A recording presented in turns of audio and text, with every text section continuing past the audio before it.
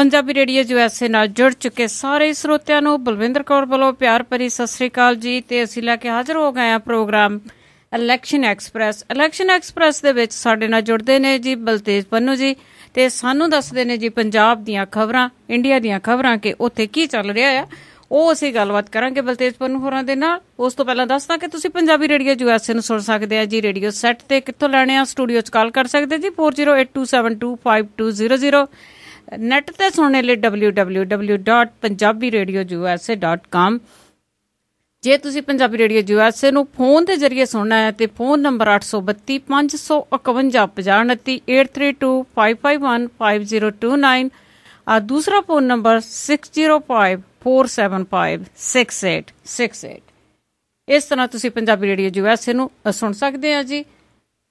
ਤੇ ਤੁਸੀਂ ਕਾਲ ਕਰ ਸਕਦੇ ਜੀ ਪ੍ਰੋਗਰਾਮ ਦੇ ਵਿੱਚ ਜਦੋਂ ਅਸੀਂ ਲਾਈਨਾਂ ਖੋਲਾਂਗੇ। ਜੇ ਤੁਹਾਡੇ ਵੀ ਮਨ ਦੇ ਵਿੱਚ ਕੋਈ ਵੀ ਕੁਐਸਚਨ ਹੋਊਗਾ ਤੇ ਤੁਸੀਂ ਕਾਲ ਕਰ ਸਕਦੇ ਹੋ ਜੀ 4082725200 ਤੇ ਨਾਲ ਜੀ ਜੇ ਤੁਹਾਡੇ ਕੋਲ ਕੋਈ ਵੀ ਸਮਾਰਟਫੋਨ ਆ ਤਾਂ ਤੁਸੀਂ ਪੰਜਾਬੀ ਰੇਡੀਓ USA ਦੀ ਐਪ ਆ ਉਸ ਨੂੰ ਡਾਊਨਲੋਡ ਕਰ ਸਕਦੇ ਆ। ਡਾਊਨਲੋਡ ਕਰਕੇ ਪੰਜਾਬੀ ਰੇਡੀਓ USA ਨੂੰ ਸੁਣ ਸਕਦੇ ਆ। ਤੇ ਹੁਣ ਗੱਲਬਾਤ ਕਰਦੇ ਆ ਜੀ ਬਲਤੇਜ ਪੰਨੂ ਹੋਰਾਂ ਦੇ ਨਾਲ। ਬਲਤੇਜ ਪੰਨੂ ਜੀ ਸਤਿ ਸ੍ਰੀ ਅਕਾਲ ਜੀ, ਸਵਾਗਤ ਹੈ ਪੰਜਾਬੀ ਰੇਡੀਓ USA ਤੇ। ਸਤਿ ਸ਼੍ਰੀ ਅਕਾਲ ਜੀ, ਧੰਨਵਾਦ, ਮਿਹਰਬਾਨੀ ਜੀ। ਜੀ ਬਲਤੇਜ ਪੰਨੂ ਜੀ, ਤੇ ਆਪਾਂ ਅੱਜ ਜਿਹੜਾ ਰੈਗੂਲਰ ਪ੍ਰੋਗਰਾਮ ਕਰਦੇ ਆ ਕਿ ਜੇ ਜੋ ਵੀ ਉੱਥੇ ਪੰਜਾਬ ਦੇ ਵਿੱਚ ਹੋ ਰਿਹਾ ਤੁਸੀਂ ਦੇਖਦੇ ਆ, ਤੁਸੀਂ ਬਾਹਰ ਜਾ ਕੇ ਕਵਰ ਕਰਦੇ ਆ ਕਿ ਕੀ ਕੁਛ ਹੈ ਇਸ ਵੇਲੇ ਚੱਲ ਰਿਹਾ ਆ। ਤੇ ਗੱਲ ਆਪਾਂ ਸ਼ੁਰੂ ਕਰ ਲੈਂਦੇ ਜੀ ਆਪਣੇ ਦੇਸ਼ ਦੇ ਪ੍ਰਧਾਨ ਮੰਤਰੀ ਮਨਮੋਹਨ ਸਿੰਘ ਤੋਂ। ਮਨਮੋਹਨ ਸਿੰਘ ਦੇ ਕਾਰਜਕਾਲ ਦੀਆਂ ਅੱਜ ਕੱਲ੍ਹ ਬੜੀਆਂ ਗੱਲਾਂ ਬਾਤਾਂ ਹੋ ਰਹੀਆਂ ਆ। ਉਹਨਾਂ ਦੇ ਜਿਹੜਾ ਕਾਰਜਕਾਲ ਦੇ ਸਵਾਲ ਉੱਠਣੇ ਸ਼ੁਰੂ ਹੋ ਗਏ ਆ। ਕੀ ਹੈ ਇਸ ਦੇ ਪਿੱਛੇ? UPA ਦੇ ਜਿਹੜੇ ਪ੍ਰਧਾਨ ਮੰਤਰੀ ਡਾਕਟਰ ਮਨਮੋਹਨ ਸਿੰਘ ਦੇ ਮੀਡੀਆ ਸਲਾਹ ਕਰ ਰਹੇ ਸੰਜੇ ਬਾਰੂ ਦੇ ਵੱਲੋਂ ਆਪਣੀ ਕਿਤਾਬ ਹੈ ਜੀ ਪ੍ਰਧਾਨ ਮੰਤਰੀ ਬਾਰੇ ਕੀਤੀਆਂ ਜਿਹੜੀਆਂ ਟਿੱਪਣੀਆਂ ਨੇ ਉਹਦੇ ਕਰਕੇ ਇੱਕ ਤਾਂ ਤੂਫਾਨ ਉੱਠਿਆ ਹੋਇਆ। ਹੁਣ ਸਾਬਕਾ ਕੋਲਾ ਸਕੱਤਰ CP ਪਾਰਖ ਉਹਦੇ ਵੱਲੋਂ ਕਿਤਾਬ ਜਿਹੜੀ ਹੈ ਜੀ ਉਹ ਪ੍ਰਧਾਨ ਮੰਤਰੀ ਡਾਕਟਰ ਮਨਮੋਹਨ ਸਿੰਘ ਦੇ ਉੱਤੇ ਉਸ ਕਿਤਾਬ ਦੇ ਵਿੱਚ ਵੀ ਕੁਝ ਗੰਭੀਰ ਦੋਸ਼ ਜਿਹੜੇ ਨੇ ਉਹ ਲਾਏ ਨੇ। ਉਹਨੇ ਆਪਣੀ ਕਿਤਾਬ to saver conspirative Colgate and our truth ਦਸੰਬਰ 2005 ਦੇ ਵਿੱਚ ਰਿਟਾਇਰ ਹੋਏ ਸਾਬਕਾ ਕੋਲਾ ਸਕੱਤਰ PC ਪਾਰਕ ਨੇ ਕਿਹਾ ਕਿ ਪ੍ਰਧਾਨ ਮੰਤਰੀ ਡਾਕਟਰ ਮਨਮੋਹਨ ਸਿੰਘ ਜਿਹੜਾ ਹੈ ਉਹਨਾਂ ਦਾ ਆਪਣੇ ਮੰਤਰੀਆਂ ਦੇ ਉੱਤੇ ਕੋਈ ਕੰਟਰੋਲ ਨਹੀਂ ਸੀਗਾ।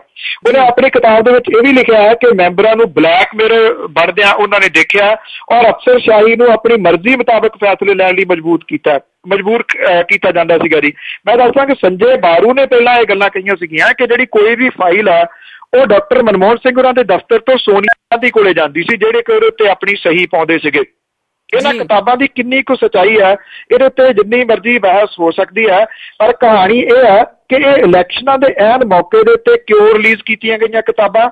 ਸ਼ਾਇਦ ਇਹਦੀ ਵਿਕਣ ਪੱਖੋਂ ਔਰ ਕੰਟਰੋਵਰਸੀ ਜਿਹੜੀ ਹੈ ਜੀ ਉਹ ਕ੍ਰੀਏਟ ਕਰਨ ਪੱਖੋਂ ਇਹ ਵਿਚਾਰ ਜਿਹੜੇ ਨੇ ਕਿਤਾਬਾਂ ਦੇ ਵਿੱਚ ਆ ਰਹੇ ਨੇ। ਪਰ ਸਵਾਲੀਆ ਚਿੰਨ੍ਹ ਜਿਹੜਾ ਜੀ ਉਹ ਡਾਕਟਰ ਮਨਮੋਹਨ ਸਿੰਘ ਹੋਰਾਂ ਦੇ ਉੱਤੇ ਖੜਾ ਹੋ ਰਿਹਾ। ਅਜੇ ਤੱਕ ਕੋਈ ਜਿਹੜਾ ਜਵਾਬ ਹੈ ਨਾ ਕਾਂਗਰਸ ਦੀ ਤਰਫੋਂ ਨਾ ਡਾਕਟਰ ਮਨਮੋਹਨ ਸਿੰਘ ਹੋਰਾਂ ਦੀ ਤਰਫੋਂ ਇਹਨਾਂ ਨੂੰ ਕੱਟਣ ਦੇ ਵਾਸਤੇ ਆਇਆ ਜੀ। ਜੀ ਤੇ ਅਜੀ ਅਗਲਾ ਮੇਰਾ ਕੁਐਸਚਨ ਹੈ ਕਿ ਗਿਆਨੀ ਜੈਲ ਸਿੰਘ ਦੀ ਧੀ ਜਿਹਨੇ ਅੱਗੇ ਵੀ ਪਹਿਲਾਂ ਉਹਨਾਂ ਨੇ ਇੱਕ ਬਿਆਨ ਦਿੱਤਾ ਸੀਗਾ ਕਿ ਗਿਆਨੀ ਜੈਲ ਸਿੰਘ ਆ ਬੜੇ ਦੁਖੀ ਸੀਗੇ 1984 ਦੇ ਵਿੱਚ ਜਦੋਂ ਦਰਬਾਰ ਸਾਹਿਬ ਤੇ ਅਟੈਕ ਕੀਤਾ ਗਿਆ ਸੀ। ਤੇ ਹੁਣ ਪਤਾ ਲੱਗਾ ਹੈ ਕਿ ਉਹ ਅਕਾਲੀ ਦਲ ਦੇ ਵਿੱਚ ਹੀ ਸ਼ਾਮਲ ਹੋ ਗਏ। ਬਿਲਕੁਲ ਜੀ, ਜਿਹੜੀ ਜੋਗਿੰਦਰ ਕੌਰ ਹੈ ਜੀ ਉਹਦੇ ਵਾਸਤੇ ਸੁਖਬੀਰ ਸਿੰਘ ਬਾਦਲ ਹੋਰਾਂ ਨੇ ਇਹ ਕਿਹਾ ਜੀ ਕਿ ਉਹ ਬਠਿੰਡਾ ਤੇ ਫਰੀਦਕੋਟ ਤੋਂ ਅਕਾਲੀ ਦਲ ਨੂੰ ਜਿਤਾਉਣ ਦੇ ਵਾਸਤੇ ਸਮਰੱਥ ਹੈ ਜੀ, ਜਿਤਾ ਸਕਦੀ ਹੈ। ਪਰ ਜੋਗਿੰਦਰ ਕੌਰ ਕਹਿੰਦੀ ਹੈ ਕਿ ਮੇਰੀ ਉਮਰ ਇੰਨੀ ਹੈ, ਮੈਂ ਰਾਜਨੀਤਿਕ ਸਰਗਰਮੀਆਂ ਜਿਹੜੀਆਂ ਉਹ ਬਹੁਤੀਆਂ ਚਲਾ ਨਹੀਂ ਸਕਦੀ। ਬੜਾ ਅਜੀਬੋ ਗਰੀਬ ਜਿਹਾ ਜਿਹੜਾ ਜੀ ਕੱਲ ਵਰਤਾਰਾ ਹੁੰਦਾ ਰਿਹਾ। ਜਿਹੜਾ ਬਠਿੰਡੇ ਦੇ ਵਿੱਚ ਦਲ ਬਦਲੀ ਦੇ ਵਾਸਤੇ ਇੱਕ ਸਮਾਗਮ ਜਿਹੜਾ ਸੀਗਾ ਉਹ ਰੱਖਿਆ ਗਿਆ ਸੀਗਾ ਕਿਉਂਕਿ ਕਾਂਗਰਸ ਦਾ ਕੋਈ ਸਾਬਕਾ ਪ੍ਰਧਾਨ ਹੈ ਅਨਿਲ ਭੋਲਾ, ਉਹਨੂੰ ਅਕਾਲੀ ਦਲ ਦੇ ਵਿੱਚ ਲਿਆਉਣਾ ਸੀਗਾ। ਉਚੇਚੇ ਤੌਰ ਤੇ ਉੱਤੇ ਫੰਕਸ਼ਨ ਜਿਹੜਾ ਸੀਗਾ ਉਹ ਰੱਖਿਆ। ਕਾਫੀ ਭੀੜ ਵੀ ਉੱਥੇ ਜਿਹੜੀ ਸੀ ਉਹ ਇਕੱਠੀ ਕਰ ਲਈ। ਭੋਲੇ ਨੇ ਗਿਆਨੀ ਜੈਲ ਸਿੰਘ ਦੇ ਦੋਹਤੇ ਕੁੱਕੂ ਬਾਗੀ ਨੂੰ ਨਾਲ ਲੈ ਕੇ ਉਹਦੀ ਜਿਹੜੀ ਮਦਰ ਸੀ ਉਹਨੂੰ ਵੀ ਬੁਲਾ ਲਿਆ ਔਰ ਬੁਲਾ ਕੇ ਉਹਨੂੰ ਸਰੋਪਾ ਜਿਹੜਾ ਸੀਗਾ ਉਹ ਦੇ ਦਿੱਤਾ। ਜੋਗਿੰਦਰ ਕੌਰ ਜਦੋਂ ਪੁੱਛਿਆ ਕਿ ਸਰੋਪਾ ਤੁਸੀਂ ਗੱਲ 'ਚ ਪਾ ਲਿਆ, ਅਕਾਲੀ ਦਲ 'ਚ ਸ਼ਾਮਲ ਹੋ ਗਏ, ਉਹ ਕਹਿੰਦੀ ਨਹੀਂ, ਸਰੋਪਾ ਤਾਂ ਸਿਰਫ ਇੱਜ਼ਤ ਦੇ ਵਾਸਤੇ ਦਿੱਤਾ ਜਾਂਦਾ, ਸਰੋਪਾ ਦੇਤਾ, ਇਹਦਾ ਮਤਲਬ ਇਹ ਥੋੜੀ ਮੈਂ ਅਕਾਲੀ ਦਲ 'ਚ ਸ਼ਾਮਲ ਹੋ ਗਈ। उदों बाद जिहड़ा भड़थू पैना शुरू हो गया। शाम तक जोगिंदर कौर तो बयान दवाया गया कि जिहड़ा सरोपा मैनूं दिता गया ये अकाली दल दे विच शामिल होण लई दिता गया। ये कहा जा रहा है कि दबको दबकी भी कीता गया जी, काम दबके भी जिहड़े मरवाए गए कि हुण सरोपा पवा लिया, मुकर के दिखा, फिर रहना तो इत्थे ही है ना जी। तो इस करके ये बड़ा अजीबो गरीब जिहा वर्तारा जिहड़ा जी वो चलिया। किसी बंदे नूं ਉਂਝ ही सद लिया जांदा, धक्के दे नाल ਉਹਦੇ गल ਦੇ ਵਿੱਚ ਜਿਹੜਾ ਸਰੋਪਾ ਪਾ ਦਿੱਤਾ ਜਾਂਦਾ, खबर लग जाती है जी फलाना बंदा इन्ने साथियों के नाल अकाली दल ਦੇ ਵਿੱਚ ਜਿਹੜਾ जी शामिल हो गया। ਇਹੋ ਜਿਹਾ कुछ ही जोगिंदर कौर ਦੇ ਨਾਲ ਕੀਤਾ ਗਿਆ। ਇਸੇ ਕਰਕੇ ਇਹ ਕਿਹਾ ਜਾ ਸਕਦਾ ਕਿ ਅੱਬ ਜੀ ਉਹ ਅਕਾਲੀ ਦਲ ਬਣ ਗਈ ਹੈ ਜੀ, ਅਕਾਲੀ ਦਲ ਦੇ ਵਿੱਚ ਸ਼ਾਮਿਲ ਹੋ ਗਈ ਹੈ। ਅੱਜ ਜੀ ਤੇ ਇਸ ਦਾ ਮਤਲਬ ਤੇ ਇਹ ਆ ਕਿ ਜਿਹੜਾ ਸਿਰੋਂ ਪਾਓ ਇੱਕ ਚਿੰਨ੍ਹ ਬਣ ਗਿਆ ਦਲ ਬਦਲੀ ਦਾ। ਇਹ ਜਿਹੜਾ ਬਹੁਤ ਜਿਹੜੇ ਸਾਈਨ ਹੈਗੇ ਆ ਸਾਡੇ ਕੌਮ ਲਈ ਆ, ਇਹ ਬਹੁਤ ਜਿਹੜੀ ਮਾੜਾ ਰੁਝਾਨ ਆ ਜੀ ਜਿਹੜਾ ਹੈਗਾ ਕਿ ਸਿਰੋਂ ਪਾਓ ਦਿਓ ਤੇ ਇਹਦਾ ਮਤਲਬ ਕਿ ਉਹਨੇ ਦਲ ਬਦਲੀ ਕਰ ਲਈ ਆ। ਤੇ ਉਹਦੇ ਵਿੱਚ ਜਿਹੜੇ ਕਸੂਰਵਾਰ ਵੀ ਅਸੀਂ ਆ ਕਿ ਅਸੀਂ ਉਹ ਬੋਲਦੇ ਨੇਗੇ। ਤੇ ਅਗਲੀ ਗੱਲ ਕਰੀਏ ਜੀ ਅਰੁਣ ਜੇਤਲੀ ਦਾ, ਜਿਹੜਾ ਉਹਨੇ ਅਜੇ ਬੜੇ ਚਾਹ ਹੁੰਦੇ ਆ ਜੀ ਜਦੋਂ ਕੋਈ ਨਵਾਂ ਘਰ ਲੈਂਦਾ ਆ ਕਿ ਇਸ ਨਵੇਂ ਘਰ ਦੇ ਵਿੱਚ ਅਸੀਂ ਸ਼ਿਫਟ ਹੋਣਾ ਆ, ਇਸ ਦੇ ਵਿੱਚ ਅਸੀਂ ਅਗਲੀ ਜ਼ਿੰਦਗੀ ਗੁਜ਼ਾਰਨੀ ਆ। ਤੇ ਅਰੁਣ ਜੇਤਲੀ ਦਾ ਜਿਹੜਾ ਨਵਾਂ ਘਰ ਆ ਉਹ ਪਹਿਲਾਂ ਹੀ ਉਸ ਦੇ ਜਿਹੜੇ ਬਹੁਤ ਚਰਚੇ ਆ, ਉਹ ਕਿਉਂ ਇੰਨਾ ਜਿਹੜਾ ਕੰਮ ਚੱਕਿਆ ਗਿਆ? ਪਹਿਲਾਂ ਤਾਂ ਜੀ ਕੈਪਟਨ ਅਮਰਿੰਦਰ ਸਿੰਘ ਹੋਰੀ ਉਹਨਾਂ ਦੇ ਉੱਤੇ ਸਵਾਲੀਆ ਚਿੰਨ੍ਹ ਲਾਉਂਦੇ ਰਹੇ ਨੇ ਕਿ ਇਹ ਘਰ ਤਾਂ ਲੈ ਲਿਆ ਅਰੁਣ ਜੇਤਲੀ ਨੇ। ਉਹ ਕਹਿੰਦੇ ਘਰ ਤਾਂ ਨਵਜੋਤ ਸਿੰਘ ਸਿੱਧੂ ਨੇ ਵੀ ਲਿਆ ਸੀ, ਉਹ ਵੀ ਅੰਮ੍ਰਿਤਸਰ ਨਹੀਂ ਰਿਹਾ। ਹੁਣ ਇਹ ਘਰ ਉਹਨਾਂ ਦੇ ਗੁਰੂ ਨੇ ਲੈ ਲਿਆ ਤੇ ਉਹ ਕਹਿੰਦੇ ਜੀ ਰਹਿਣਾ ਉਹਨੇ ਹੈ ਨੀ ਗਾ। ਦੂਜੀ ਕੈਪਟਨ ਅਮਰਿੰਦਰ ਸਿੰਘ ਉਹਨਾਂ ਨੇ ਸ਼ਿਕਾਇਤ ਵੀ ਕੀਤੀ ਇਲੈਕਸ਼ਨ ਕਮਿਸ਼ਨ ਦੇ ਕੋਲੇ ਕਿ ਇਹ ਚੋਣ ਖਰਚੇ ਦੇ ਵਿੱਚ ਸ਼ਾਮਲ ਕੀਤਾ ਜਾਵੇ। ਇਹ ਕਿਹਾ ਜਾ ਰਿਹਾ ਕਿ ਕਰੋੜ ਰੁਪਈਏ ਤੋਂ ਉੱਪਰ ਦਾ ਘਰ ਜਿਹੜਾ ਜੀ ਇਹ ਅਰੁਣ ਜੇਤਲੀ ਹੋਰਾਂ ਨੇ ਅੰਮ੍ਰਿਤਸਰ ਦੇ ਵਿੱਚ ਰਣਜੀਤ ਐਵੇਨਿਊ ਦੇ ਵਿੱਚ ਖਰੀਦਿਆ। ਜਿਹੜੇ ਉੱਥੋਂ ਆਮ ਆਦਮੀ ਪਾਰਟੀ ਦੇ ਉਮੀਦਵਾਰ ਨੇ ਡਾਕਟਰ ਦਲਜੀਤ ਸਿੰਘ ਹੋਰੀ, ਹੁਣ ਉਹਨਾਂ ਨੇ ਵੀ ਇਹ ਸਵਾਲ ਜਿਹੜਾ ਜੀ ਖੜਾ ਕਰ ਦਿੱਤਾ। ਉਹਨਾਂ ਨੇ ਕਿਹਾ ਕਿ ਜੇਤਲੀ ਸਾਹਿਬ ਇਹ ਦੱਸਣ ਕਿ ਇਹ ਘਰ ਕਿੰਨੇ ਦਾ ਉਹਨਾਂ ਨੇ ਜਿਹੜਾ ਖਰੀਦਿਆ ਤੇ ਇਹ ਪੈਸਾ ਜਿਹੜਾ ਉਹਨਾਂ ਦੇ ਕੋਲੇ ਕਿੱਥੋਂ ਆਇਆ ਇਸ ਘਰ ਨੂੰ ਖਰੀਦਣ ਦੇ ਵਾਸਤੇ। ਕੀ ਉਹਨਾਂ ਨੇ ਲੋਨ ਕਰਾਇਆ? ਜੇ ਲੋਨ ਕਰਾਇਆ ਤੇ ਐਡੀ ਛੇਤੀ ਲੋਨ ਕਿੱਥੋਂ ਹੋ ਗਿਆ? ਜੇ ਪੈਸਾ ਉਹਨਾਂ ਨੇ ਕੈਸ਼ ਦਿੱਤਾ ਤੇ ਉਹਨਾਂ ਦੇ ਕੋਲੇ ਪੈਸਾ ਜਿਹੜਾ ਜੀ ਕੈਸ਼ ਕਿੱਥੋਂ ਆਇਆ? ਜਿਹੜੇ ਮੁੱਦੇ ਉੱਥੋਂ ਦੇ ਲੋਕਲ ਨੇ ਜੀ ਉਹ ਪਾਸੇ ਹੋ ਗਏ। ਅਰੁਣ ਜੇਤਲੀ ਦਾ ਘਰ ਜਿਹੜਾ ਜੀ ਉਹ ਜ਼ਿਆਦਾ ਚਰਚਾ ਦਾ ਵਿਸ਼ਾ ਬਣ ਗਿਆ ਕਿਉਂਕਿ ਜਦੋਂ ਕੈਪਟਨ ਅਮਰਿੰਦਰ ਸਿੰਘ ਹੋਰਾਂ ਨੇ ਉਹਨਾਂ ਤੇ ਕਿੰਤੂ ਪਰੰਤੂ ਕੀਤਾ ਸੀ ਤਾਂ ਜੇਤਲੀ ਸਾਹਿਬ ਨੇ ਇਹ ਗੱਲ ਕਹੀ ਸੀ ਕਿ ਮੈਂ ਤਾਂ ਫੇਰ ਅੰਮ੍ਰਿਤਸਰ 'ਚ ਘਰ ਲੈ ਲਿਆ, ਕਪਤਾਨ ਸਾਹਿਬ ਤਾਂ ਸਰਹੱਦ ਦੇ ਪਰਲੇ ਪਾਸੇ ਘਰ ਲੈਣਗੇ ਕਿਉਂਕਿ ਉਹਨਾਂ ਦੇ ਟੇਮ ਉਹ ਉੱਧਰ ਜ਼ਿਆਦਾ ਜੀ। ਜੀ ਬਿਲਕੁਲ, ਜਿਹੜੀ ਤੁਸੀਂ ਕਹੀ ਆ ਕਿ ਜਿਹੜੀ ਇਲੈਕਸ਼ਨ ਆ ਮੁੱਦਿਆਂ ਰਹਿਤ ਆ ਤੇ ਇਹ ਸਿਰਫ ਤੇ ਸਿਰਫ ਜਿਵੇਂ ਇੱਕ ਗੱਲ ਮਸ਼ਹੂਰ ਆ ਕਿ ਗੁਆਂਢੀਆਂ ਦੇ ਉੱਤੇ ਇੱਕ ਦੂਸਰੇ ਦੇ ਤਾਨੇ ਮਿਹਣਿਆਂ ਦੇ ਨਾਲ ਹੀ ਜਿਹੜੀ ਆ ਇਲੈਕਸ਼ਨ ਦੇ ਦਿਨ ਆ ਇਹ ਪਾਰ ਹੋ ਜਾਣੇ ਆ। ਜਿਹੜੇ ਮੁੱਦੇ ਆ ਨਾ ਤੇ ਉਹਨਾਂ ਨੂੰ ਲੋਕ ਪੁੱਛਦੇ ਆ ਤੇ ਨਾ ਸਾਡੇ ਜਿਹੜੇ ਲੀਡਰ ਆ ਉਹਨਾਂ ਮੁੱਦਿਆਂ ਨੂੰ ਛੇੜਦੇ ਆ। ਤੇ ਅੱਗੇ ਗੱਲ ਕਰੀਏ ਜੀ ਭਗਵੰਤ ਮਾਨ ਦੀ ਕਿ ਜਿਹੜਾ ਇਹ ਵੀ ਚਰਚਾ ਦਾ ਵਿਸ਼ਾ ਹੈ ਕਿ ਉਹਨਾਂ ਨੂੰ ਕਾਲੀਆਂ ਝੰਡੀਆਂ ਦਿਖਾਈਆਂ ਗਈਆਂ ਤੇ ਬਾਅਦ ਵਿੱਚ ਉਹ ਕਾਲੀਆਂ ਝੰਡੀਆਂ ਸਿੱਟ ਕੇ ਉਹਨਾਂ ਨੂੰ ਭੱਜਣਾ ਪਿਆ।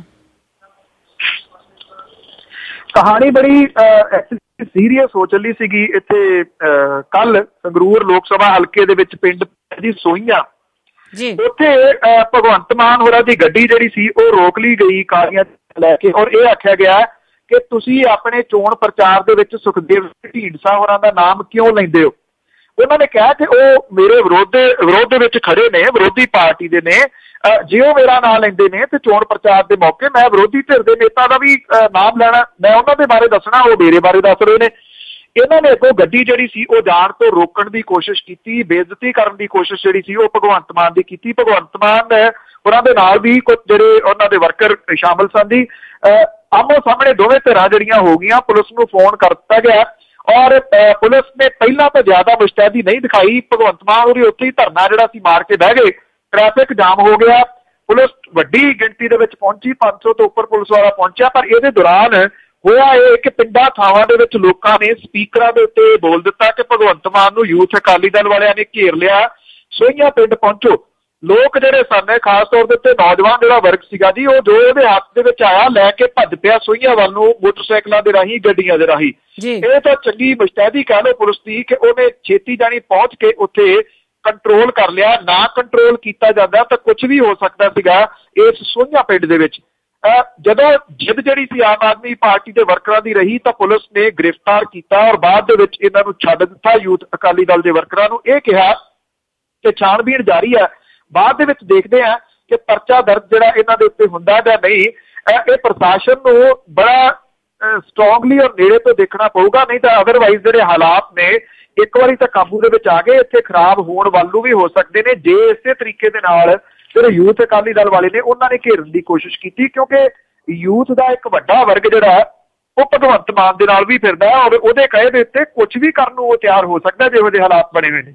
ਜੀ, ਪਰ ਜਿਸ ਤਰ੍ਹਾਂ ਤੁਸੀਂ ਦੱਸਦੇ ਆ ਇਸ ਤਰ੍ਹਾਂ ਤੇ ਲੱਗਦਾ ਹੈ ਕਿ ਲੋਕਾਂ ਦੇ ਵਿੱਚ ਜਾਗਰੂਕਤਾ ਆ ਗਈ ਆ, ਪਰ ਬਹੁਤ ਸਾਰੇ ਲੋਕ ਇਹ ਵੀ ਕਹਿੰਦੇ ਆ ਨਹੀਂ ਜੀ ਉੱਥੇ ਲੋਕਾਂ ਨੂੰ ਇਸ ਚੀਜ਼ ਦਾ ਪਤਾ ਹੀ ਨਹੀਂ ਹੈਗਾ ਤੇ ਵੋਟਾਂ ਫਿਰ ਵੀ ਅਕਾਲੀ ਦਲ ਨੂੰ ਪੈਣੀਆਂ। ਤੁਹਾਨੂੰ ਲੱਗਦਾ ਹੈ ਕਿ ਲੋਕੀ ਜਿਹੜੇ ਜਾਗਰੂਕ ਹੋ ਗਏ ਆ? ਹੋਇਆ ਜੀ, ਬੜਾ ਫਰਕ ਪਿਆ, ਬਹੁਤ ਫਰਕ ਜਿਹੜਾ ਉਹ ਪਿਆ। ਬਾਕੀ ਵੋਟਾਂ ਦੇ ਵਿੱਚੋਂ ਕੀ ਨਿਕਲਦਾ ਜੀ ਉਹਦੇ ਵਾਸਤੇ ਤਾਂ ਅਜੇ ਕੁਝ ਵੀ ਨਹੀਂ ਕਿਹਾ ਜਾ ਸਕਦਾ। ਜਿੱਥੋਂ ਤੱਕ ਜਾਗਰੂਕਤਾ ਵਾਲੀ ਗੱਲ ਆ, ਮੈਂ ਤੁਹਾਡੇ ਨਾਲ ਕੱਲ ਸਾਂਝਾ ਕੀਤਾ ਸੀਗਾ ਕਿ ਉਹਦੇ ਹਾਲਾਤ ਜਿਹੜੇ ਨੇ ਇੱਥੇ ਪੰਜਾਬ ਦੇ ਵਿੱਚ 3 ਦਿਨਾਂ ਦੇ ਅਰਵਿੰਦ ਕੇਜਰੀਵਾਲ ਦੀ ਫੇਰੀ ਦੇ ਦੌਰਾਨ ਬਣੇ ਰਹੇ ਨੇ। ਇਹ ਤਾਂ ਨਹੀਂ ਕਹਿ ਸਕਦੇ ਨਾ ਜੀ ਕਿ ਉਹ ਤਮਾਸ਼ਬੀਨ ਸਨ। ਕੋਈ ਤਮਾਸ਼ਬੀਨ ਜਿਹੜਾ ਉਹ ਹੱਥਾਂ ਦੇ ਵਿੱਚ ਫੁੱਲ ਫੜ ਕੇ 3-3 ਘੰਟੇ ਧੁੱਪ ਦੇ ਵਿੱਚ ਨਹੀਂ ਖੜਾ ਰਹਿੰਦਾ ਇੱਕ ਝਲਕ ਜਿਹੜੀ ਆ ਉਹ ਦੇਖਣ ਦੇ ਵਾਸਤੇ। ਕੋਈ ਤਮਾਸ਼ਬੀਨ ਜਿਹੜਾ ਜੀ ਉਹ ਪੱਲਿਓਂ ਪੈਟਰੋਲ ਖਰਚ ਕੇ 80-80 ਕਿਲੋਮੀਟਰ ਤੱਕ ਉਹਨਾਂ ਨੂੰ ਅੱਗੇ ਮੋਟਰਸਾਈਕਲ ਲਾ ਕੇ ਨਹੀਂ ਤੁਰਿਆ ਫਿਰਦਾ ਜੀ। ਉਹ ਵੀ ਹਜ਼ਾਰਾਂ ਦੀ ਗਿਣਤੀ ਦੇ ਵਿੱਚ ਹੋ ਸਕਦੇ ਨੇ ਤਮਾਸ਼ਬੀਨ ਹੋਣ, ਪਰ ਸਾਰੇ ਤਮਾਸ਼ਬੀਨ ਨਹੀਂ ਕਹੇ ਜਾ ਸਕਦੇ। ਜਿਹੜੀ ਚੇਂਜਸ ਹੈ ਉਹ ਤਾਂ ਆ ਰਹੀ ਹੈ, ਕਿੰਨੇ % ਆਉਂਦੀ ਹੈ ਜੀ ਇਹ ਅਜੇ ਇੰਤਜ਼ਾਰ ਕਰਨਾ ਪਊਗਾ। ਇਹ ਨਹੀਂ ਕਿਹਾ ਜਾ ਸਕਦਾ ਜੀ ਸਭ ਕੁਝ ਉਲਟ ਪੁਲਟੀ ਹੋ ਗਿਆ ਭਾਵ ਕਿ ਪਲਟੀ ਟੋਟਲ ਵੱਜ ਗਈ, ਪਰ ਯੂਥ ਦੇ ਵਿੱਚ ਅਵੇਅਰਨੈਸ ਤਾਂ ਆ ਗਈ ਹੈ ਜੀ, ਕਾਫੀ ਹੱਦ ਤੱਕ ਆਈ ਹੈ ਜੀ। ਇਸੇ ਕਰਕੇ ਜਦੋਂ ਭਗਵੰਤ ਮਾਨ ਹੋਰੀ ਇਹ ਸਬਕਾ ਤੋਂ ਬਾਅਦ ਮਸਤੂਆਣੇ ਗੁਰਦੁਆਰੇ ਆ ਕੇ ਬੈਠ ਗਏ ਤਾਂ ਤੁਸੀਂ ਹੈਰਾਨ ਹੋਗੇ ਜੀ ਮਸਤੂਆਣਾ ਜਿਹੜਾ ਗੁਰਦੁਆਰਾ ਸੀਗਾ ਬਾਹਰ ਸੜਕ ਤੱਕ ਸਾਰਾ ਦਾ ਸਾਰਾ ਜਿਹੜਾ ਜੀ ਉਹ ਘਿਰ ਗਿਆ ਔਰ ਚਾਰ ਚੁਫੇਰੇ ਟ੍ਰੈਫਿਕ ਜਿਹੜਾ ਸੀ ਉਹ ਜਾਮ ਹੋ ਗਿਆ। ਕਿੱਥੋਂ ਆ ਗਏ ਉਹ ਲੋਕ? ਤਮਾਸ਼ਾ ਦੇਖਣ ਨਹੀਂ ਸਨ ਆਏ ਜੀ। ਜੀ ਜੀ ਜੀ ਬਿਲਕੁਲ ਜੀ, ਜਿਵੇਂ ਤੁਸੀਂ ਗੱਲ ਕੀਤੀ ਹੈ ਤਮਾਸ਼ ਵੀ ਨੇ ਉਹਨਾਂ ਦਾ ਪਤਾ ਲੱਗ ਜਾਂਦਾ। ਤੇ ਜੇ ਤੁਸੀਂ ਹੁਣ ਗੱਲ ਕੀਤੀ ਆ ਆਪਣੇ ਭਗਵੰਤ ਮਾਨ ਦੀ ਤੇ ਲੋਕਾਂ ਦੀ, ਤਾਂ ਇਸੇ ਤਰ੍ਹਾਂ ਜਿਹੜੇ ਪੰਜਾਬੀ ਕਲਾਕਾਰ ਆ ਜਿਹੜੇ ਗਾਇਕ ਆ ਉਹਨਾਂ ਨੇ ਜਿਹੜੀਆਂ ਸਰਕਾਰੀ ਐਡਾਂ ਕਰਕੇ ਉਹ ਇੱਕ ਜਿਹੜਾ ਮੁੱਲ ਲੈ ਲਿਆ ਖਤਰਾ, ਤੇ ਉਹਨਾਂ ਨੂੰ ਲੋਕਾਂ ਦੇ ਰੋਹ ਦਾ ਕਿੰਨਾ ਕੁ ਸਾਹਮਣਾ ਕਰਨਾ ਪੈ ਰਿਹਾ ਆ। ਜਿਹੜੇ ਕਲਾਕਾਰ ਨੇ ਜੀ ਪੰਜਾਬੀ ਦੇ ਉਹਨਾਂ ਦੇ ਬਣਾਈਆਂ ਐਡਾਂ ਨੇ ਇਸ ਵੇਲੇ ਉਹ ਜਿਹੜੀਆਂ ਟੀਵੀ ਤੇ ਜਿਵੇਂ ਜਿਵੇਂ ਚੱਲਦੀਆਂ ਨੇ ਤਿਉਂ ਲੋਕਾਂ ਦੇ ਵਿੱਚ ਜਿਹੜਾ ਦੀ ਉਹ ਰੋਹ ਭੜਕ ਰਿਹਾ। ਇਹ ਤਕਰੀਬਨ ਇਹ ਕਹਿ ਲਓ ਕਿ ਉਲਟ ਕੰਮ ਜਾ ਰਿਹਾ। ਹਰਭਜਨ ਮਾਨ ਜਿਹੜੇ ਇੱਕ ਆਪਣੇ ਐਡ ਦੇ ਵਿੱਚ ਇਹ ਕਹਿੰਦੇ ਨੇ ਕਿ ਕੁਝ ਸਾਲ ਪਹਿਲਾਂ ਤੱਕ ਪੰਜਾਬ ਦੇ ਵਿੱਚ ਬਿਜਲੀ ਸਿਰਫ ਬੱਦਲਾਂ ਤੋਂ ਵਰਜਦੀ ਸੀ, ਪਰ ਪਿਛਲੇ 5 ਸਾਲਾਂ ਦੇ ਵਿੱਚ ਬਾਦਲ ਦੀ ਸਰਕਾਰ ਨੇ ਬਿਜਲੀ ਦੀ ਐਸੀ ਲਿਸ਼ਕੀ ਉਹ ਖਿਲਾਰੀ ਹੈ ਕਿ ਗਲੀ ਗਲੀ ਦੇ ਵਿੱਚ ਪਿੰਡ ਜਿਹੜਾ ਲਿਸ਼ਕ ਰਿਹਾ ਜੀ। ਪਤਾ ਨਹੀਂ ਹਰਭਜਨ ਮਾਨ ਹੋਰਾਂ ਨੇ ਕਿਹੜੇ ਕਿਹੜੇ ਪਿੰਡ ਦੇਖੇ ਨੇ ਜਿੱਥੇ ਇੰਨੀ ਬਿਜਲੀ ਆ ਗਈ। ਸਾਰੇ ਜਗ੍ਹਾ ਦੇ ਉੱਤੇ ਤਾਂ ਕੱਟ ਜਿਹੜੇ ਨੇ ਉਹ ਲੱਗ ਰਹੇ ਨੇ।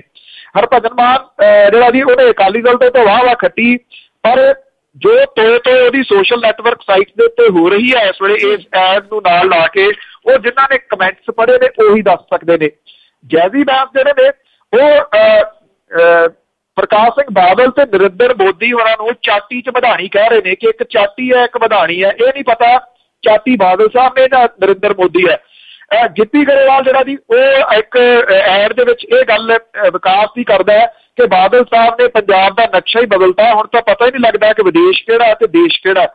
ਇਹਦੇ ਨਾਲ ਦਲਜੀਤ ਦੋਸਾਂਝ ਜਿਹੜਾ ਜੀ ਉਹਦੇ ਵੱਲੋਂ ਵੀ ਐਡਵਰਟਾਈਜ਼ਮੈਂਟ ਜਿਹੜੀ ਆ ਜੀ ਉਹ ਕੀਤੀ ਜਾ ਰਹੀ ਹੈ। ਸਤਿੰਦਰ ਸੱਤੀ ਜਿਹੜੀ ਆ ਉਹ ਐਡਵਰਟਾਈਜ਼ਮੈਂਟ ਕਰਦੀ ਹੈ। ਇਸ ਵੇਲੇ ਤੁਸੀਂ YouTube ਤੇ ਚੱਲ ਜਾਓ, ਚਾਹੇ ਫੇਸਬੁੱਕ ਤੇ ਚੱਲ ਜਾਓ, ਟਵਿੱਟਰ ਦੇ ਉੱਤੇ ਚਲੇ ਜਾਓ, ਜਿੰਨੀ ਤੋਏ ਇਹਨਾਂ ਸਿੰਗਰਸ ਦੀ ਲੋਕ ਜਿਹੜੇ ਨੇ ਉਹ ਕਰ ਰਹੇ ਨੇ ਇਹਨਾਂ ਦੇ ਐਡਾਂ ਨੂੰ ਲੈ ਕੇ ਇਹ ਪਤਾ ਲੱਗਾ ਜੀ ਕਿ ਕੁਝ ਸਿੰਗਰ ਜਿਹੜੇ ਨੇ ਉਹ ਅੰਦਰ ਖਾਤੇ ਹੁਣ ਪਛਾ ਰਹੇ ਨੇ ਕਿ ਇਹ ਅਸੀਂ ਨਵਾਂ ਪੰਗਾ ਜਿਹੜਾ ਕੀ ਸੇੜ ਲਿਆ, ਕਿਉਂਕਿ NRIs ਜਿਹੜੇ ਨੇ ਉਹਨਾਂ ਦੇ ਸਿਰ ਤੇ ਤਾਂ ਇਹਨਾਂ ਦਾ ਬਹੁਤਾ ਦਾਲ ਫੁਲਕਾ ਚੱਲਦਾ। ਜਿਹੜੇ ਵਿਦੇਸ਼ਾਂ ਦੇ ਵਿੱਚ ਸ਼ੋਅ ਕਰਦੇ ਨੇ, ਵਿਦੇਸ਼ਾਂ 'ਚ ਇਹਨਾਂ ਦੀਆਂ ਫਿਲਮਾਂ ਨੂੰ ਹੁੰਗਾਰਾ ਦਿੰਦੇ ਨੇ ਜਾਂ ਫਿਰ ਵਿਦੇਸ਼ਾਂ ਦੇ ਉੱਤੇ ਜਦੋਂ ਵਿਆਹ ਕਰਾਉਣ ਆਉਂਦੇ ਨੇ ਤੇ ਇਹਨਾਂ ਮਹਿੰਗੇ ਸਿੰਗਰਾਂ ਨੂੰ ਬਾਹਰ ਲਈ ਤਾਂ ਅਫੋਰਡ ਕਰਦੇ ਨੇ। ਇਹ ਆਪਣੀ ਮਾਰਕੀਟ ਜਿਹੜੀ ਆ ਜੀ ਉਹ ਖਰਾਬ ਕਰੀ ਜਾ ਰਹੇ ਨੇ, ਪਰ ਮੁਸ਼ਕਿਲ ਤਾਂ ਇਹ ਹੈ ਨਾ ਜੀ ਉਹ ਕਰਨਗੇ ਕੀ, ਉੱਥੋਂ ਵਾਪਸ ਕਿਵੇਂ ਆਉਣ।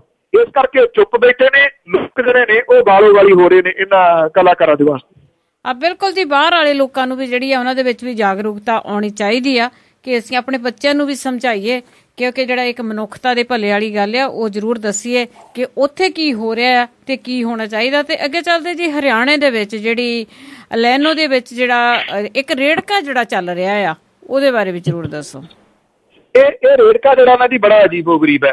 ਜਿਹੜਾ ਅਕਾਲੀ ਦਲ ਹੈ ਉਹਨੇ ਇੱਥੇ ਇੱਕ ਹਰਿਆਣੇ ਦੇ ਵਿੱਚ ਜਾ ਕੇ ਜਿਹੜਾ ਇੰਡੀਅਨ ਨੈਸ਼ਨਲ ਲੋਕ ਦਲ ਹੈ ਪਾਰਟੀ ਉਹਦੇ ਵਾਸਤੇ ਸੁਖਬੀਰ ਸਿੰਘ ਬਾਦਲ ਹੋਰਾਂ ਨੇ, ਪ੍ਰਕਾਸ਼ ਸਿੰਘ ਬਾਦਲ ਹੋਰਾਂ ਨੇ ਜਾ ਕੇ ਚੋਣ ਪ੍ਰਚਾਰ ਕੀਤਾ ਔਰ ਇਹ ਕਿਹਾ ਕਿ NDA ਦੀ ਸਰਕਾਰ ਬਣ ਲੈਣ ਦਿਓ, ਜਿਹੜਾ ਚੌਟਾਲਾ ਸਾਹਿਬ ਦਾ ਪੋਤਰਾ ਉਹਨੂੰ ਮੰਤਰੀ ਮੈਂ ਬਣਾ। ਇਹਦੀ ਗੱਲ ਬਾਦਲ ਸਾਹਿਬ ਨੇ ਜਿਹੜੀ ਹੈ ਜੀ ਉਹ ਜਾ ਕੇ ਕਹੀ ਆ ਹਰਿਆਣੇ 'ਚ, ਜਦੋਂ ਕਿ ਇਨੈਲੋ ਜਿਹੜਾ ਜੀ ਉਹਦਾ ਕੋਈ ਸਮਝੌਤਾ ਹੀ ਨਹੀਂ ਹੈਗਾ NDA ਦੇ ਨਾਲ, ਭਾਜਪਾ ਦੇ ਨਾਲ। ਭਾਜਪਾ ਦੇ ਨਾਲ ਸਮਝੌਤਾ ਉੱਥੇ ਹੈਗਾ ਹਰਿਆਣਾ ਜਨਹਿਤ ਕਾਂਗਰਸ ਦਾ, ਜਿਹੜੀ ਚੌਧਰੀ ਭਜਨ ਲਾਲ ਹੋਰਾਂ ਦੇ ਮੁੰਡੇ ਵਾਲੀ ਹੈ। ਚੌਧਰੀ ਭਜਨ ਲਾਲ ਹੋਰਾਂ ਦਾ ਮੁੰਡਾ ਜਿਹੜਾ ਜੀ ਉਹ BJP ਦੇ ਉੱਤੇ ਪ੍ਰੈਸ਼ਰ ਪਾ ਰਿਹਾ, ਉਹਨੂੰ ਇਹ ਕਹਿ ਰਿਹਾ ਕਿ ਤੁਸੀਂ ਅਕਾਲੀ ਦਲ ਦੇ ਨਾਲ ਨਾਤਾ ਤੋੜੋ, ਕਿਉਂਕਿ ਇਹ ਤਾਂ ਭਾਰਤੀ ਜਨਤਾ ਪਾਰਟੀ ਦੇ ਖਿਲਾਫ ਭੁਗਤ ਰਿਹਾ ਹਰਿਆਣੇ ਦੇ ਵਿੱਚ, ਔਰ ਉੱਥੇ ਉਹਨੇ ਚੋਣ ਰੈਲੀਆਂ ਨੂੰ ਸੰਬੋਧਨ ਕੀਤਾ। ਅਕਾਲੀ ਦਲ ਵਾਲੇ ਇਹ ਕਹਿੰਦੇ ਨੇ, ਬਾਦਲ ਸਾਹਿਬ ਵੱਡੇ ਤੇ ਛੋਟੇ ਸੁਖਬੀਰ ਸਿੰਘ ਬਾਦਲ ਹੋਰੀ, ਕਿ ਸਾਡੇ ਤਾਂ ਨਿੱਜੀ ਸੰਬੰਧ ਨੇ ਇਨੈਲੋ ਦੇ ਨਾਲ, ਚੌਟਾਲਾ ਪਰਿਵਾਰ ਸਾਡਾ ਹੀ ਪਰਿਵਾਰ ਹੈ, ਇਸ ਵੇਲੇ ਮੁਸੀਬਤ 'ਚ ਹੈ, ਕਿਉਂਕਿ ਚੌਟਾਲਾ ਸਾਹਿਬ ਵੱਡੇ ਤੇ ਉਹਨਾਂ ਦਾ ਬੇਟਾ ਜਿਹੜਾ ਜੀ ਉਹ ਦੋਨੋਂ ਜੇਲ੍ਹ 'ਚ ਨੇ, ਇਸ ਕਰਕੇ ਉਹ ਕਹਿੰਦੇ ਸਾਡੀ ਜ਼ਿੰਮੇਵਾਰੀ ਜ਼ਿਆਦੀ ਆ, ਅਸੀਂ ਚੋਣ ਪ੍ਰਚਾਰ ਤਾਂ ਉਹਨਾਂ ਦੇ ਵਾਸਤੇ ਪਰਿਵਾਰ ਦੀ ਵਜ੍ਹਾ ਕਰਕੇ ਕਰਨਾ ਹੈ। BJP ਜਿਹੜੀ ਆ ਉਹ ਔਖੀ ਆ ਇਸ ਗੱਲ ਨੂੰ ਲੈ ਕੇ ਕਿ ਤੁਸੀਂ ਚੁੱਪ ਹੀ ਰਹਿੰਦੇ ਉੱਥੇ ਚੋਣ ਪ੍ਰਚਾਰ ਕਿਉਂ ਕੀਤਾ, ਪਰ ਹਾਲ ਦੀ ਘੜੀ ਉਹ ਪੰਜਾਬ ਦੇ ਵਿੱਚ ਚੁੱਪ ਹੈ। ਉਹਨਾਂ ਨੂੰ ਪਤਾ ਹੈ ਕਿ ਜੇ ਅਸੀਂ ਹੁਣ ਬੋਲ ਪਏ ਤਾਂ ਕਿਤੇ ਇੱਥੋਂ ਵਾਲੇ ਜਿਹੜੇ ਸਾਡੇ ਉਮੀਦਵਾਰ ਨੇ ਉਹਨਾਂ ਨੂੰ ਨਾ ਪਹੁੰਚ ਦੇਣ ਅਕਾਲੀ ਦਲ ਵਾਲੇ। ਸੋ ਬੜੀ ਅਜੀਬੋ-ਗਰੀਬ ਜਿਹੜੀ ਸਥਿਤੀ ਆ ਜੀ ਬਣੀ ਹੋਈ ਹੈ। ਹੁਣ ਬਾਦਲ ਸਾਹਿਬ ਦਾ ਨਵਾਂ ਬਿਆਨ ਆ ਗਿਆ ਜੀ ਕਿ NDA ਦੀ ਸਰਕਾਰ ਜਿਹੜੀ ਹੈ ਉਹ ਬਣ ਲੈਣ ਦਿਓ, ਚੋਣਾਂ ਹੁੰਦਿਆਂ ਸਾਰ ਇਨੈਲੋ ਜਿਹੜਾ ਹੈ ਇੰਡੀਅਨ ਨੈਸ਼ਨਲ ਲੋਕ ਦਲ ਉਹ NDA ਦਾ ਪਾਰਟ ਹੋਊਗਾ। ਇੱਕ ਸੂਬੇ ਦੇ ਵਿੱਚੋਂ ਦੋ ਪਾਰਟੀਆਂ ਜਿਹੜੀਆਂ ਆਪਸ ਦੇ ਵਿੱਚ ਖਹਿ ਰਹੀਆਂ ਨੇ, ਆਪਸ 'ਚ ਵਿਰੋਧੀ ਪਾਰਟੀਆਂ ਨੇ, ਉਹ ਦੋਨੋਂ NDA ਦਾ ਪਾਰਟ ਕਿਵੇਂ ਹੋਣਗੀਆਂ? ਇਹ ਜਲੇਬੀ ਵਰਗਾ ਸਿੱਧਾ ਜਵਾਬ ਲੱਗਦਾ ਜੀ ਬਾਦਲ ਸਾਹਿਬ ਦਾ। ਬਿਲਕੁਲ ਜੀ, ਉਹਨਾਂ ਨੇ ਇਸ ਜਲੇਬੀ ਵਰਗੇ ਸਿੱਧੇ ਜਵਾਬ ਕਰਕੇ ਹੀ ਇੰਨੇ ਸਾਲ ਜਿਹੜੇ ਆ ਪੋਲਿਟਿਕਸ ਦੇ ਵਿੱਚ ਗੁਜ਼ਾਰੇ ਆ, ਉਹ ਲੋਕਾਂ ਨੂੰ ਜਿਹੜੀ ਹੈ ਸਮਝ ਹੀ ਹੁਣ ਆਉਣ ਲੱਗੀ ਆ ਕਿ ਪੋਲਿਟਿਕਸ ਕੀ ਹੁੰਦੀ ਆ, ਜਵਾਬ ਕੀ ਹੁੰਦੇ ਆ, ਤਾਂ ਅਸਲੀ ਪੋਲੀਟੀਸ਼ੀਅਨ ਜਿਹੜੇ ਆ ਉਹ ਕੋਈ ਕੀ ਹੁੰਦੇ ਆ। ਤੇ ਮੇਰਾ ਜੀ ਆਖਰੀ ਸਵਾਲ ਹੋਊਗਾ, ਜੁਗਨੀ ਤੇ ਹੀਰ ਤੋਂ ਬਾਅਦ ਗਦਰ ਦੀ ਜਿਹੜੀ ਲਹਿਰ ਆ, ਇਹ ਕਿਹੜੀ ਗਦਰ ਦੀ ਲਹਿਰ ਆ, ਇਹ ਕਿਹੜਾ ਗਦਰ ਆ, ਤੇ ਇਹਦੇ ਬਾਰੇ ਤੁਸੀਂ ਜ਼ਰੂਰ ਦੱਸਿਓ ਜੀ। ਜੁਗਨੀ, ਬਿਲਕੁਲ ਜੀ, ਜੁਗਨੀ ਲੋਕ ਗੀਤ ਹੈ ਜੀ। ਹੀਰ ਵੀ ਜਿਹੜੀ ਹੈ ਜੀ ਉਹ ਲੋਕ ਗੀਤ ਵਾਂਗੂ ਗਾਈ ਜਾਂਦੀ ਹੈ, ਪਰ ਲੋਕਾਂ ਨੇ ਇਹ ਲੋਕ ਗੀਤ ਪਿਆਉਣੇ ਸ਼ੁਰੂ ਕਰਤੇ ਸਰਕਾਰ ਨੇ। ਜਿਹੜੀ ਪੰਜਾਬ ਦੇ ਵਿੱਚ ਡਿਸਟਿਲਰੀ ਜਿਹੜੀ ਚੱਲਦੀ ਹੈ, ਦੀਪ ਮਲਹੋਤਰਾ ਜਿਹੜਾ ਜੀ ਉਹਦੀ ਸ਼ਰਾਬ ਫੈਕਟਰੀ 'ਚ ਜੁਗਨੀ ਬਣਦੀ ਹੈ, ਸ਼ਰਾਬ ਦਾ ਨਾਮ ਹੈ। ਹੀਰ ਬਣਦੀ ਹੈ ਜੀ ਰਾਣਾ ਗੁਰਜੀਤ ਸਿੰਘ ਹੋਰਾਂ ਦੀ ਡਿਸਟਿਲਰੀ ਦੇ ਵਿੱਚ। ਹੁਣ ਇਦੋਂ ਵੀ ਉੱਪਰ ਦੋ ਪੈਰ ਜਿਹੜੇ ਦੀ ਸਰਕਾਰ, ਪੰਜਾਬ ਸਰਕਾਰ ਚਲੇਗੀ ਆ, ਉਹਨੇ ਇੱਕ ਨਵੀਂ ਸ਼ਰਾਬ ਜਿਹੜੀ ਕਿ ਪਟਿਆਲੇ ਦੀ ਡਿਸਟਿਲਰੀ ਦੇ ਵਿੱਚ ਬਣਨੀ ਹੈ, ਉਹਦਾ ਨਾਮ ਗਦਰ ਹੈ। ਗਦਰ ਨਾਮ ਨੂੰ ਪ੍ਰਵਾਨਗੀ ਦੇ ਦਿੱਤੀ ਹੈ। ਗਦਰ ਕਿਉਂਕਿ ਇੱਕ ਬੜਾ ਰਿਸਪੈਕਟਡ ਨਾਮ ਹੈ। ਗਦਰ ਅਖਬਾਰ ਜਿਹੜਾ ਉਹ ਨਿਕਲਦਾ ਰਿਹਾ ਵਿਦੇਸ਼ਾਂ ਦੇ ਵਿੱਚੋਂ।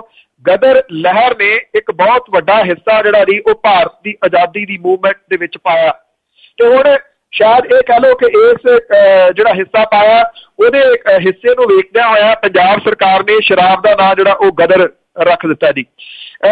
31 ਮਾਰਚ 2014 ਨੂੰ ਦੇਸੀ ਸ਼ਰਾਬ ਜਿਹੜੀ ਆ ਜੀ ਗਦਰ ਸਪੈਸ਼ਲ ਬ੍ਰਾਂਡ ਉਹਨੂੰ ਪ੍ਰਵਾਨਗੀ ਦੇ ਦਿੱਤੀ ਗਈ ਹੈ ਜੀ। ਔਰ ਇਹ ਗਦਰ ਜਿਹੜਾ ਜੀ ਉਹ ਪੰਜਾਬ ਦੇ ਠੇਕਿਆਂ ਦੇ ਉੱਤੇ ਹੁਣ ਆ ਜਾਊਗਾ। ਇਹ ਤੋਂ ਪਹਿਲਾਂ ਜਿਵੇਂ ਹੀਰ ਤੇ ਜੁਗਨੀ ਦੀ ਮੈਂ ਤੁਹਾਡੇ ਨਾਲ ਗੱਲ ਕੀਤੀ ਹੈ ਜੀ, ਪੰਜਾਬ ਦੇ ਵਿੱਚ ਰਸ ਭਰੀ, ਹੀਰ, ਤਮੰਨਾ, ਮੋਟਾ ਸੰਤਰਾ ਇਹਦਾ ਦੇ ਨਾਮ ਜਿਹੜੇ ਨੇ ਉਹ ਸ਼ਰਾਬ ਦੇ ਹੈਗੇ ਨੇ। ਪਰ ਹੀਰ ਤੇ ਜੁਗਨੀ ਵਾਲੀ ਗੱਲ ਮੈਂ ਤੁਹਾਡੇ ਨਾਲ ਪਹਿਲਾਂ ਵੀ ਸਾਂਝੀ ਕੀਤੀ ਸੀ। ਹੁਣ ਗਦਰ ਜਿਹੜੀ ਸ਼ਰਾਬ ਆ ਜਾਣੀ, ਮੈਂ ਸਮਝਦਾ ਹੈ ਕਿ ਏਦੋਂ ਵੱਡੀ ਚਪੇੜ ਸਾਡੇ ਉਹ ਵੱਡੇ ਪੁਰਖੇ, ਉਹ ਸ਼ਹੀਦ ਜਿਨ੍ਹਾਂ ਨੇ ਇਸ ਮੁਲਕ ਦੀ ਆਜ਼ਾਦੀ ਦੇ ਵਾਸਤੇ ਕੁਰਬਾਨੀਆਂ ਦਿੱਤੀਆਂ, ਉਹਨਾਂ ਦੇ ਬੋਝ ਉੱਤੇ ਏਦੋਂ ਵੱਡੀ ਚਪੇੜ ਸ਼ਾਇਦ ਕੋਈ ਹੋਰ ਨਹੀਂ ਹੋ ਸਕਦੀ। ਜੀ ਬਿਲਕੁਲ, ਕਿਉਂਕਿ ਹੁਣ ਲੋਕਾਂ ਨੂੰ ਵੈਸੇ ਹੀ ਜਾਗਣ ਦੀ ਲੋੜ ਆ।